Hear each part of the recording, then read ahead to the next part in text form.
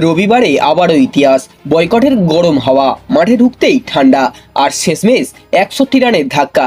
বন্ধুরা, দেরিতে ভিডিও আসছে ঠিকই, কিন্তু কিছু ম্যাচ থাকে যেগুলো 24 ঘন্টা পরেও গরম চায়ের মতো ধোঁয়া ওঠায়। আজ আমরা স্কোরবোর্ড দেখব না, আজ আমরা দেখব রহস্যটা কোথায় ছিল। হ্যাঁ বন্ধুরা, সঙ্গে থাকুন। প্রথমে বয়কটের ঢোল বাজল, মাঠে নেমেই ঢোলটাই ফেটে গেল। রবিবার মানেই বিশ্রাম না ভাই, রবিবার মানেই রেজাল্ট। 61 রানে হার, আর মুখে বড় বড় কথা, ওগুলো ম্যাচের শুরুর আগেই ভালো শোনায়, মাঠে না। ম্যাচের আগে উত্তেজনা ছিল আকাশ ছোঁয়া, কথা এমন হচ্ছিল যেন ট্রফিটা আগেই বুকিং করা। কিন্তু ক্রিকেটে একটা জিনিস খুব নির্মম, মুখের কথা রান করে না, ব্যাট করে। শুরুটা ধীর, পিচ স্লো, বল থেমে আসছিল, কিন্তু তারপর ক্রিজে দাঁড়িয়ে থাকা ঈশান কিষান বললেন, আচ্ছা এত প্ল্যানিং হয়েছে, এবার একটু রিয়ালিটি চেক হোক।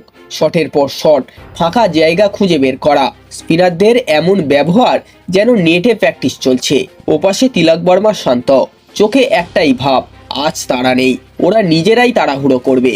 আর সত্যিই সেটাই হলো। স্পিন ট্যাপে ফেলতে গিয়ে নিজেরাই জালে জড়িয়ে পড়ল।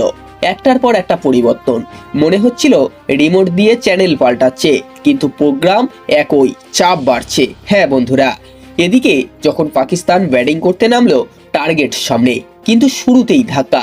তারপর এলেন জসপ্রীত বুমরাহ, বল এমন জায়গায় ফেললেন, ব্যাটসম্যানরা ভাবছে এক, তো ঘটছে আর এক। শট খেলতে গিয়ে উইকেট দিলেন, মনে হচ্ছিল কেউ যেন বলছে ধৈর্য রাখো, আর ওরা বলছে না না, এখনই হিরো হব। আর হিরো হতে গিয়ে সাপোর্টিং রোলই রইল না। আসল পার্থক্যটা ছিল মাথায়। হ্যাঁ বন্ধুরা, ভারত হিসেব করে খেলেছে, চাপ তৈরি করেছে, অপেক্ষা করেছে ভুলের, আর প্রতিপক্ষ চাপ সামলাতে গিয়ে তাড়াহুড়ো করেছে। ক্রিকেটে বড় ম্যাচে বড় কথা নয়, বড় সিদ্ধান্ত কাজ করে। তো বন্ধুরা, আপনি কি মনে করেন, এটা কি কৌশলের জয় নাকি মানসিকতার? কমেন্টে লিখে জানান।